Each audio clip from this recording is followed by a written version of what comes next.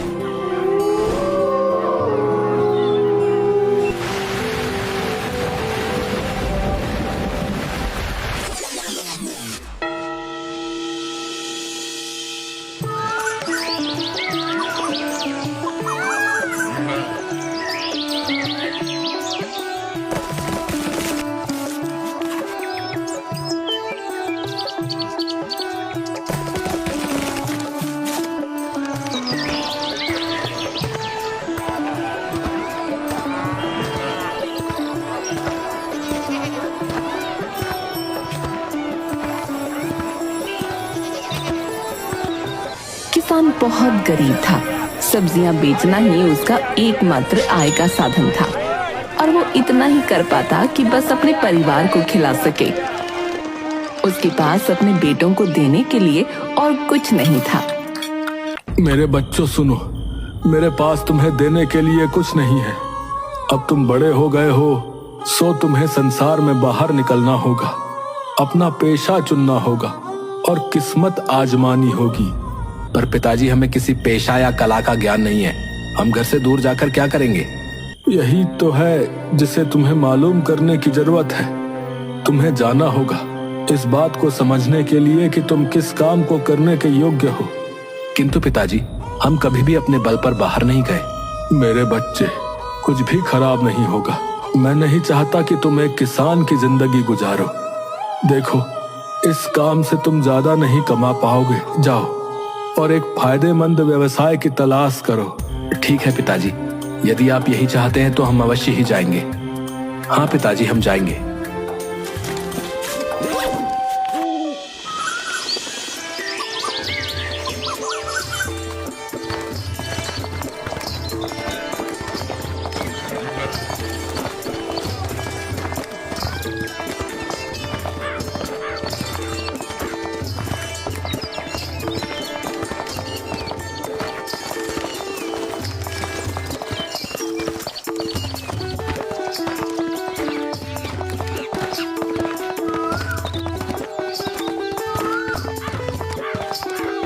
कुछ दूर जाने के बाद उन्हें 4 रास्ते दिखाई दिए।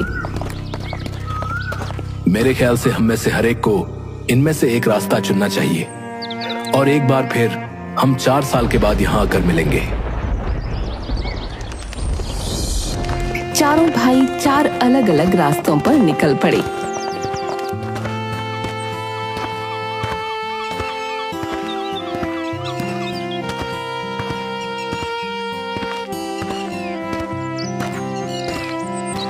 रमेश को रास्ते में एक व्यक्ति मिला।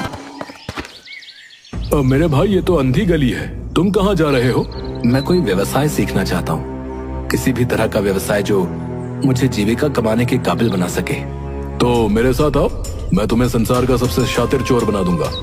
नहीं नहीं, मैं नेकी से कमाना चाहता हूँ, चोरी चकारी से नहीं। मैं कोई भी ऐसा काम नहीं करना चाहता जिसके लिए मुझे जेल जाना पड़े। देखो भाई, तुमसे जेल जाने को कौन कह रहा है? बस चोरी की कला सीखो और फिर उसे भलाई के कामों में इस्तेमाल करो। वो सोचता है कि किसी भी पेशे को सीखने में कोई बुराई नहीं है। रमेश उसकी बात मान गया तो वो उस आदमी के साथ चला गया। वो उसे चोरी की कला में इतना निपुण बना देता है।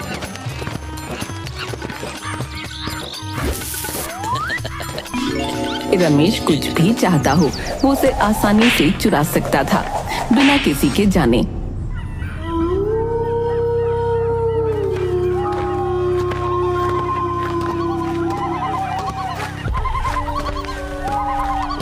चलते चलते कालू एक ऐसी जगह पहुंचा जहां एक नदी बह रही थी और मीलों तक आसपास कुछ नहीं था। वो नदी के किनारे एक आदमी को खड़ा देखता है। वो एक शीशे से बनी हुई मशीन थामे हुए था। कालू ये समझ न सका कि ये क्या है। वो उसके पास गया। अरे भाई, आप क्या कर रहे हैं? इस मशीन से तुम आसानी से वो चीजें देख सकते हो जो बहुत दूर है। ये जो चीज है इसे कहते हैं दूरबीन। ये चीज तो काफी दिलचस्प लगती है।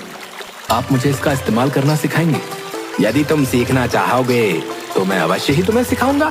उस पल आदमी के साथ रहने लगता है। वो आदमी उसे दूरबीन इस्तेमाल करने की कला सिखाने लगता है।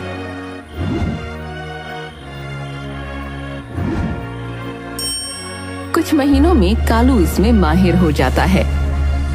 तुमने बहुत अच्छे से सीखा है, इसीलिए यदि तुम जाना चाहते हो तो जाने के लिए आजाद हो। हाँ, एक पूरा साल गुजर चुका है, अब मुझे जाना चाहिए। ठीक है, ये दूरबीन अपने साथ ले जाओ और इसके साथ तुम कोई भी चीज देख सकते हो, वो चाहे धरती पर हो या आकाश में।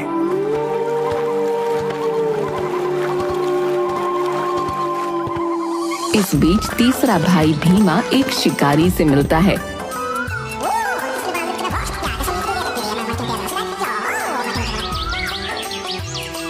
उस शिकारी के साथ उसके घर में रहता है और उससे शिकार का हुनर सीखता है।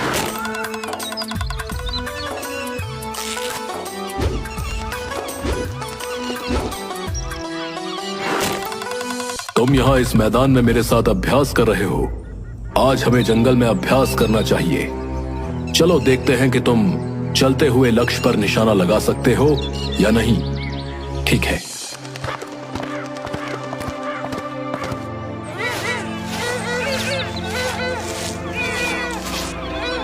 दोनों जंगल में पहुंचते हैं जहां शिकारी भीमा को सिखाता है कि कैसे भागते हुए हिरन पर निशाना लगाते हैं। बाण हिरन को लगता है और वो मर जाता है। भीमा चलो, तुम भी अब निशाना लगाओ। भीमा बाण उठाता है और एक उड़ती चिड़िया पर निशाना साधता है, पर बाण चूक जाता है। भीमा, तुम्हें अभी भी अभ्यास की जरूरत है। आज के बाद हम रोज जंगल में अभ्यास के लिए आएंगे, जैसा आप कहें। हर रोज शिकारी भीमा को अभ्यास के लिए जंगल में लाता।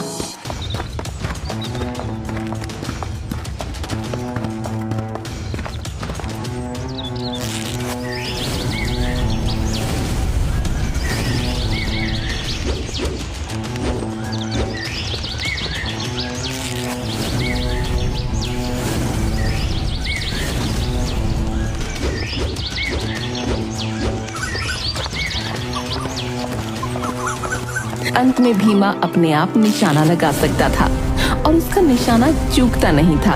वो शिकार करने की कला में अब माहिर हो चुका था। शाबाश भीमा, अब तुम्हारा निशाना पक्का हो गया है और तुमने इस कला का हर पहलू सीख लिया है। धन्यवाद भाई, आपने मेरी इतनी मदद की है। केवल आप ही के कारण मैं इसे सीखने में कामयाब हो सका। अब मैं घर जाना चाहता हूँ ताकि वहां जाकर मैं अपने पिता की मदद कर सकूं। यकीनन तुम जा सकते हो और अपने साथ ये धनुष और बाण ले जाओ, ये काम आएंगे।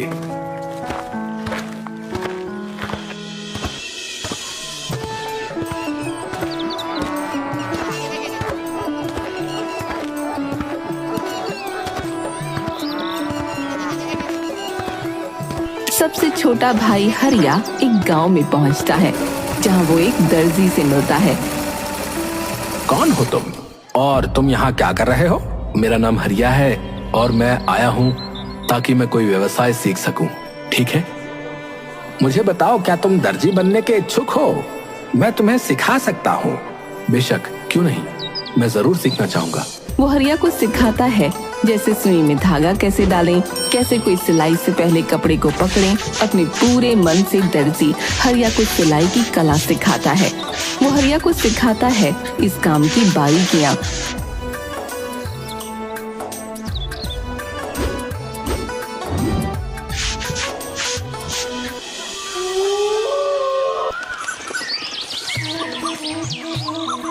जैसे जैसे समय गुजरता गया, हरिया दर्जी का काम बखूबी सीखता गया। दर्जी हरिया की मेहनत और वफादारी से बहुत खुश था। जब हरिया जाने लगा तो दर्जी ने उसे सुई और धागा दिया। मैं तुम्हारे काम से बहुत खुश हूँ। ये लो सुई और धागा, तुम इसे ऊन की तरह नरम रखो और लोहे की तरह मजबूत, फिर तुम कुछ भी कर सकते हो। और जब तुम कपड़ा सियोगे तो उसमें लगे जोड़ को कोई भी नहीं देख सकेगा।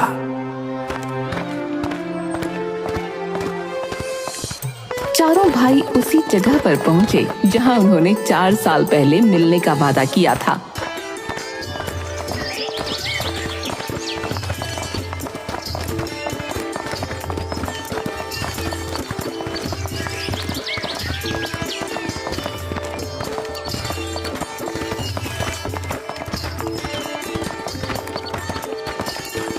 वहां से वो मिलकर वापस घर गए।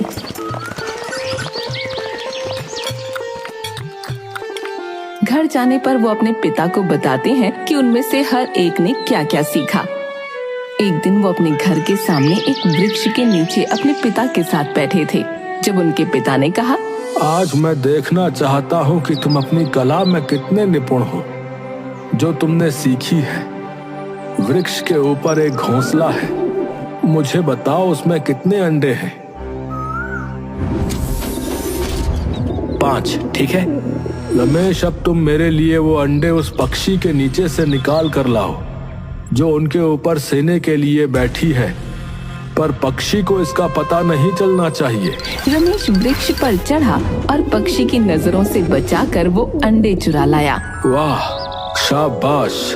किसान ने मेज के चारों कोनों पर वो अंडे रखे और अपने बेटे भीमा से कहा, चारों अंडों को एक साथ एक ही तीर से 2 भागों में काटो, पर अंडों के अंदर बैठे चूजे को आंच नहीं आनी चाहिए। भीमा ने अपना तीर निकाला और एक ही तीर में उसने अंडों को 2 भागों में बांट दिया। ये देखकर किसान बहुत खुश हुआ और फिर उसने अपने बेटे हरिया से कहा, अब इन अंडों को वापस सिल दो और मुझे दिखाओ वो पक्षी इन अंडों में से अपने चूजे उत्पन्न कर सकती है। हरिया ने अपनी सुई निकाली और हर एक अंडे को सी दिया और फिर रमेश ने अंडों को वापस घोंसले में रख दिया। पक्षी को पता भी नहीं चला। बहुत खूब बच्चों, तुम सबने पूरी निष्ठा से 4 सालों में ये काम सीखे हैं। मेरे पास तुम्हें देने के लिए कोई उपहार नहीं है, पर मुझे यकीन है कि जीवन तुम्हें तुम्हारी मेहनत के लिए अच्छा फल देगा।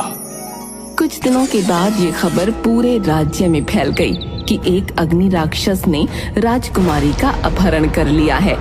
राजा ने ये घोषणा की, जो कोई भी राजकुमारी को ढूंढेगा उसके साथ उसका विवाह किया जाएगा। मेरे बेटों, तुम्हें अपना हुनर दिखाने का मौका मिला है।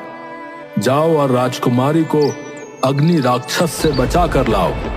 सभी चारों भाइयों ने अपनी तैयारियां की और राजकुमारी को बचाने के लिए निकल पड़े।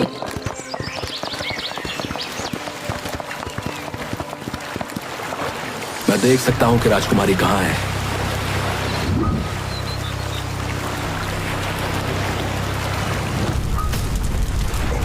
अग्नि राक्षस ने उसे एक द्वीप पर समुद्र के बीचों बीच छिपाया है और वो बैठा है इसका पहरा देते हुए। फिर वो राजा के पास गए और उनसे एक नाव की मांग की ताकि वे उस द्वीप पर पहुंच सकें। राजा ने एक जहाज दिया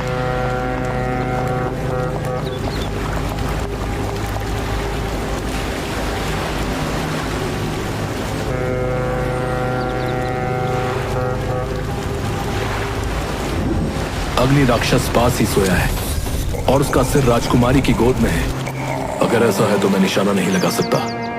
कहीं अगर तीर राजकुमारी को लग जाए तो। रुको, मैं राजकुमारी को चुरा लूंगा और उसे यहां ले आऊंगा। तुम नाव तैयार रखना। और वे चारों द्वीप पर पहुंचे। रमेश ने राजकुमारी को अग्नि राक्षस से चुरा लिया, पर जब वे सागर की तरफ लौट रहे थे, अग्नि राक्षस जाग गया।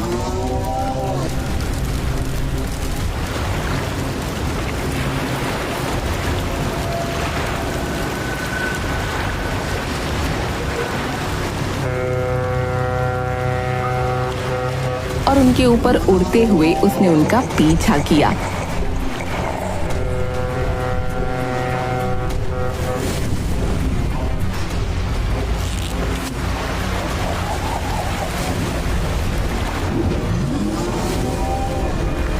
कि भीमा ने अपने तीर से उसे मार डाला, पर जब अग्नि राक्षस पानी में गिरा तो उसके गिरने से जोर से पानी की वजह से नाव फट गया।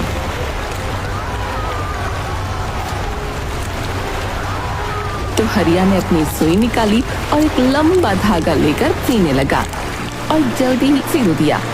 वे सब इसमें बैठ सके और इसी तरह वो राजकुमारी के घर सुरक्षित पहुंच गए।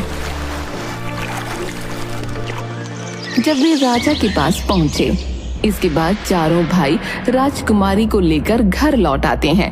तुम चारों आपस में फैसला करो कि राजकुमारी के साथ कौन शादी करेगा। महाराज, इसमें भला क्या संकोच? हमारे सबसे बड़े भाई रमेश ही राजकुमारी के राजकुमार बनेंगे। क्या इसमें तुम्हारे भाइयों को कोई आपत्ति नहीं है? नहीं नहीं महाराज, हमें भला क्या आपत्ति होगी। अभी तो ये तो हम सबके लिए सौभाग्य की बात है कि आपकी बेटी हमारे पिता समान भाई की पत्नी बनेगी। आज सच में पिताजी को हम भाइयों पर गर्व महसूस होगा। अद्भुत प्यार है तुम सब भाइयों में। अगर इसे बरकरार रखोगे तो तुमसे सर्वशक्तिमान और कोई नहीं। मैं अपनी पुत्री का हाथ रमेश के हाथ में सौंपता हूं और साथ में अपना आधा राज्य भी।